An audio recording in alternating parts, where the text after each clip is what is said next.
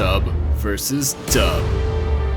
Subtitles versus dub titles. A discussion that's plagued the anime community for centuries. Today we will end this argument once and for all.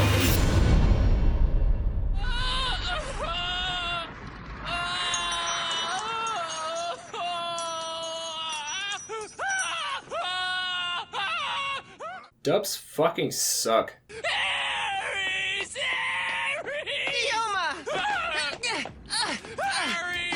Okay, honestly, I actually have a deep love for specific English dubs. And being an English speaker, I find these examples to be the best way to experience the show. However, I have some issues with English dubs as a whole, at least when you compare them to your average Japanese dub.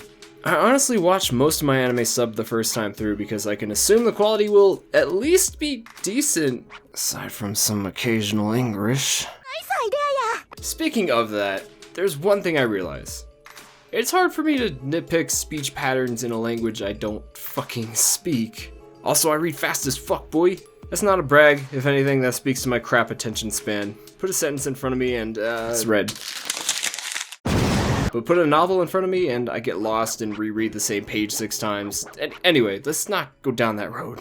Point is, I scan words very easily, so subs work for me. But I realize not everybody's eyes dart around like they're watching multiple tennis matches with double vision. And I realize that I'm not well suited to really critique a Japanese dub due to my unfamiliarity with the language. So there's gonna be just a tiny bit of hardcore bias here, but this is a massive but. There's one thing I absolutely love English dubs for. That's for later in the video though. For now,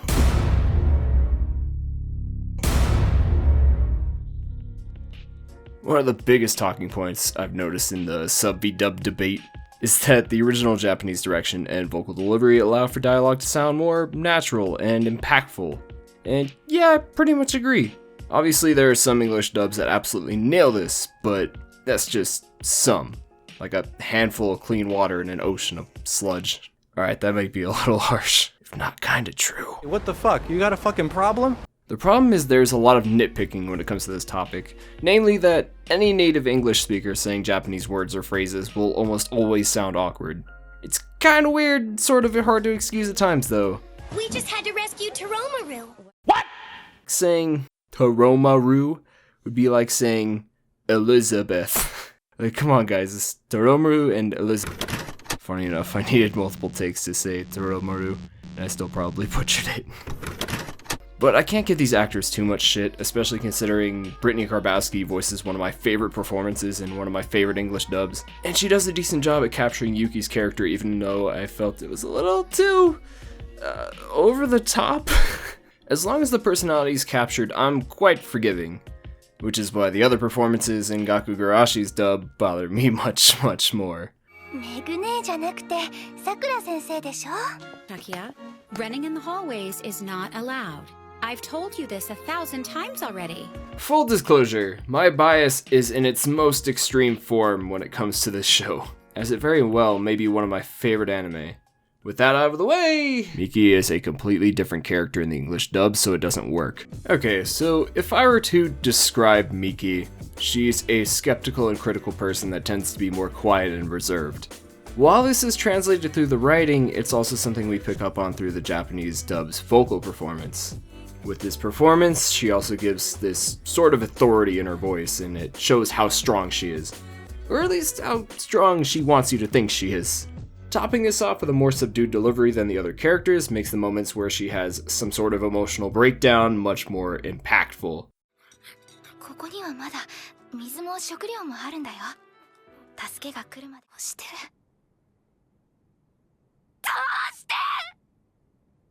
You find the weakness or stress in her voice more jarring in these moments, which is much more effective in telling you what kind of person she is. And this is Miki in the dub.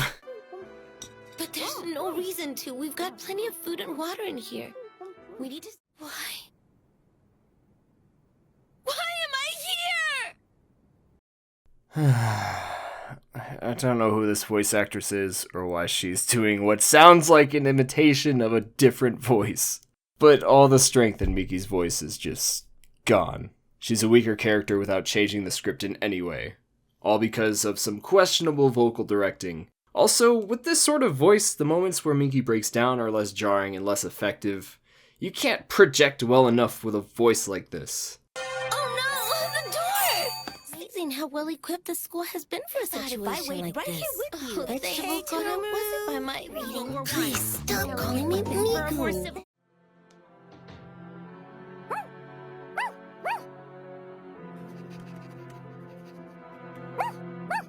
Shut up! Okay, sure, a dog would totally hate you for kind of yelling at it one time. I totally believe it. Okay, look, dogs are loyal creatures. We really don't deserve them. They will trust you too much. If you're going to convince me that this dog was emotionally scarred by someone yelling at it, you have to have power behind that yell. You're going to have to make me feel threatened. You're going to have to fucking emote.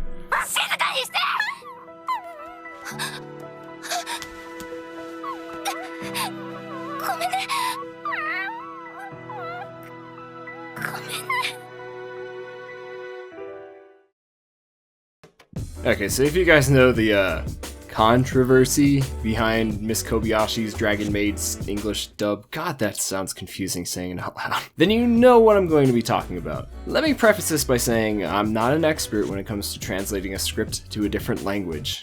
I know, shocker. If you want more insight on why changes like these occur, check out Cartoon Cypher's video on this topic, it's really informative. However, if you want just a quick run through on these issues in this specific show, then just keep watching, I guess. Anyway, Dragon Maid was a cute and funny show I enjoyed quite a bit from last year. Its English dub is actually not bad. It was decently casted and they did a good job sounding natural, and I felt the voices represented the characters well enough. But it's sort of tainted by like 2 moments.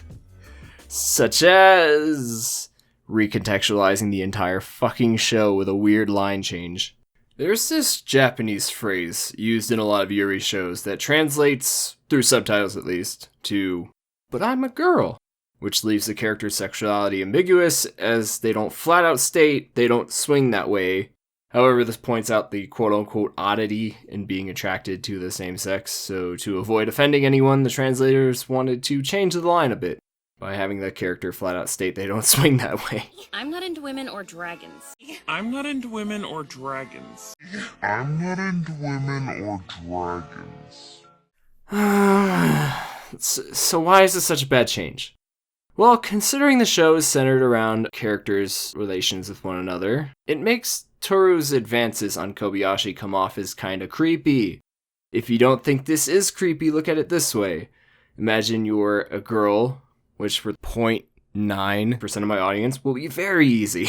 Now imagine you're a lesbian, and a guy asks you out. You say that you're not into men, but then he keeps hitting on you. Making advances, complaining you don't give him attention, licking your laundry, and yeah, it's pretty fucking creepy. And that's how this cute show may come off to people who take this line too literally. That being said, there is one more thing you can do in a script change that is much worse and way less excusable. What are you wearing that for? Oh, those pesky patriarchal societal demands were getting on my nerves. So I changed clothes. Ah, yes. Let's completely shatter any semblance of immersion by using forced modern feminist lingo that doesn't enhance anything. This scene would have been actually better if the characters just stared at each other and saying absolutely nothing. Hey, at least it's funnier than the line they wrote. Also, this isn't me taking any sort of political stance or anything. This is just a bad immersion-breaking line. Whatever side you lean on, I'm sure you would think that this isn't how fucking people talk to each other, let alone in a fictional world where dragons turn into cute anime lesbians in maid outfits. Like, why is this here? All it has done is make people believe that Funimation is pushing some sort of agenda, which I don't know if they are, and I don't care if they are. But the fact that I even have to talk about modern American feminism in a reference to a Japanese cartoon speaks volumes. It just makes me sad, honestly. Like, here we have a great show that may turn away an audience due to videos like these popping up. The controversy of this dub has only turned people away and further hurt the perspective of English dubs. You know what I need to do to relieve this tension? I just need to watch some good fucking dubs. This is my room. Yours looks like a hoarder's asshole exploding. Now witness the awesome power of this. Shut the fuck up. Is it just these pants, or did you really get a nice ass? What's going on? Come rub my nipples. Excuse me? My best experiences with English dubs have been with comedy anime. Why is this actually better in a dub though? Well, timing is a very important part of comedy, and the language barrier that comes with watching subbed anime makes it so that we can only react by reading. It's a fact that we react to sound quicker than sight, so in addition to the delay of having to process what you're reading, you also have a slower reaction by not being able to understand by listening. The only advantage that a Japanese dub may have in this aspect is when a joke transcends the language barrier. God, I'd love a Konosuba dub. Only if it's good though. Have Funimation do it or something. And while I did give Funimation some shit for the Dragon Maid dub, they've done Panty and Stocking, Heaven's Lost Property, and Ghost Stories. Have you accepted Jesus as your personal savior? No, I'm Jewish. If you haven't watched any of these shows dubbed, I highly recommend them. There's actually another element to this, I think, and this is more of my own speculation, but I feel there's some truth to it based on my own experiences recording my voice. When you are having fun recording something, your delivery is more natural. When I'm recording something I think is funny, or something I feel passionate about, that's when I perform best.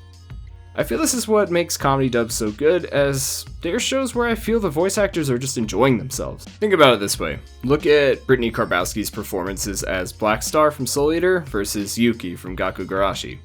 Soul Eater is a fun and energetic show, and that energy translates through her performance. Open your eyes! One look at my big handsome face and you'll be cured for sure! She's even expressed her enjoyment playing an annoying little bastard like Black Star. With Gakugarashi, however, her performance of Yuki comes off more forced. Love school so much. We want to stay here forever. Without spoiling anything, Yuki is a blissfully unaware character who is the moral support among her friends, and her bubbly personality is genuine, which you totally get from the Japanese dub. In English, though, it comes off as someone acting like a bubbly character. While I'm assuming it's a mistake on the direction of this specific English dub, I feel her performance as Black Star, no matter how much you hate this little shit, is more believable. I really think this is due to the fun nature of Soul Eater. Gakugarashi has some fun moments, but anyone who's watched the show knows this isn't exactly the main focus.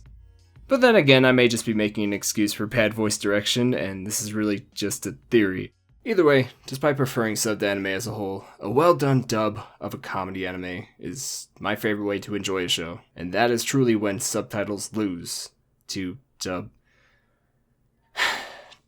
titles. Who writes this shit? Like, honestly.